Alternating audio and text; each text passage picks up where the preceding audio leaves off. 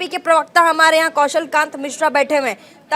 तकरीर की बात प्रधानमंत्री ने की, तकरार कीजिए लेकिन तकरीर भी कीजिए।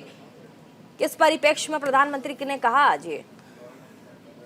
देखिए, विपक्ष का हमेशा से देखा गया है कि जब भी पार्लियामेंट का सदन समय आता है तो कुछ न कुछ प्रॉब्लम्स लेकर के विपक्ष इस तरह की बातें करता है जिससे पार्लियामेंट प्रॉपर काम नहीं करता। तो शायद इसी को ध्यान में रखते हुए कहा कि तकरार भी करिए और तकरार भी कीजिए, पर कम से कम संसद में बैठ करके चर्चा तो कीजिए। बात बजट की हो रही है। प्रीति जी, ये समझिए कि जब से देश आजाद हुआ है तब से लेकर के 60 सालों में लगभग 16 लाख करोड़ का बजट था, जो पिछले 8 सालों में उससे 3 गुने से ज्यादा हो गया। इस समय 39 लाख करोड़ का बजट हमारी सरकार प्रेजेंट कर रही है। ये अपने आप में एक रिकॉर्ड है कि इतनी तेजी से जो बजट बढ़ा है। जब बजट का आकार इतना बड़ा है तो उसमें लोगों की सुविधाएं भी बढ़ेंगी। जन हितकारी योजनाएं की अगर हम बात करते हैं, आज देखिए कोविड की महामारी में जब पूरा विश्व इस समय घुटनों पे है, भारतवर्ष अपने नागरिकों को 220 करोड़ से ज्यादा डोज दे चुका है। आज 80 करोड़ लोगों को अभी भी अनाज देने की कोशिश की जा रही, दिया जा रहा है। किसानों को सम्मान निधि दी जा रही है।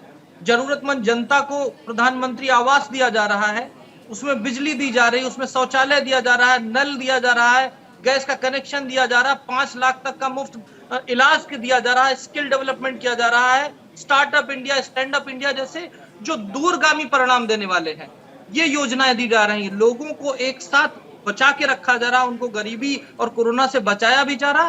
साथ में जिस तरह से भारत की इकोनॉमी को 11वें नंबर से लाकर के आज 5वें नंबर पे लाया गया, ये एक बताता है कि एक विजनरी बजट, जो भी बजट आएगा वो बजट विजनरी होगा। वो 5 साल के लिए नहीं होगा, वो अगले 25 सालों के लिए होगा। 5 साल बजट हम प्रोजेक्ट नहीं करते हैं, हम भारत के भविष्य को बदलने के लिए बजट लाते हैं और ऐसा ही बजट भारत सरकार दोबारा लाएगी। यश श्रीवास्तव, कांग्रेस के प्रवक्ता, आप हाथ भी उठा रहे थे। तकरार और तकरीर की बात प्रधानमंत्री ने खुद की। उन्होंने कहा कि मंच खुला। आप मेरी बात बहुत गौर से सुनिएगा यश। प्रधानमंत्री नरेंद्र मोदी ने प्रेस ब्रीफिंग में कहा कि तकरार भी कीजिए, मंच खुला है, अपनी बातों को रखिए, लेकिन तकरीर भी कीजिए। सदन की परंपरा है, सदन की मर्यादा है, उसको बरकरार रखिए, अपनी बातों को रखिए, सवाल पूछिए, लेकिन जहां जरूरत पड़े बजट में तो वहां एक साथ भारत के साथ, हम लोगों के साथ आके खड़े भी होइए और तारीफ भी कीजिए। यश श्रीवास्तव साथ आने की बात कर रहे हैं प्रधानमंत्री, अपील कर रहे हैं। जी जी, सबसे पहली बात तो ये है, एक तो कौशल जी से निवेदन है कि मैं जितनी देर बोलूं बीच में ना आए, क्योंकि पिछली बार वो मैं नहीं चाहता कि इनका बीपी बढ़े। लेकिन मैं आपसे कुछ कहना चाहता हूँ Preeti ji, and via you I want to convey this to the entire nation. मैं पूरे देश में जो भी देखेंगे, जिन थोड़ा तेज बोलिएगा। आपको मेरी आवाज आ रही है? हाँ जी, थोड़ा तेज बोलिएगा।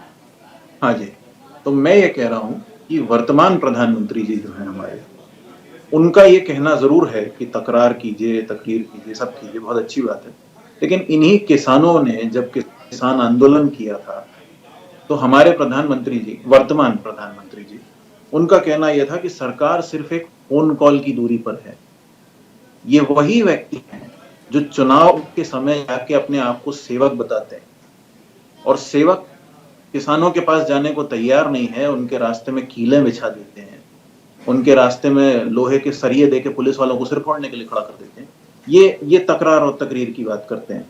उसके बाद जो बजट के प्रावधान हैं और जो इनके तमाम वादे, आपको मेरी आवाज साफ साफ आ रही है? बिल्कुल आ रही। हाँ जी, तो बजट की जो बात है, इनका बजट का पिछली बार का 22% हिस्सा सिर्फ डेट के लिए है, डेट को क्लियर करने के लिए है, जबकि हेल्थ और एजुकेशन में उसका 10% के लगभग है। यानी कि कुल बजट का 1.5-2-3% ये इनका हेल्थ और एजुकेशन का एलोकेशन है। उसके बाद ये बात करते हैं लोगों को अमीर बनाने की, लोगों की गरीबी हटाने की, और उसी समय कौशल जी कहते हैं कि 80% लोग जो हैं वो मुफ्त का अनाज ले रहे हैं। यदि गरीबी हटा दी गई है तो मुफ्त का अनाज क्यों बंट रहा है, और मुफ्त के अनाज के दम पे ये वोट कैसे मांग सकते हैं? इनको ये सोचना चाहिए कि इन्होंने लोगों को लाइन में खड़ा करके झोले में अनाज भरने का वादा नहीं किया था जब ये चुनाव में पहली बार आके खड़े हुए थे। इन्होंने वादा ये किया था कि बनारस क्योटो बन जाएगा और इतने स्मार्ट सिटी होंगे, इतना ये होगा, डॉलर 30 रुपए का हो जाएगा, पेट्रोल तो फोकट में मिलेगा।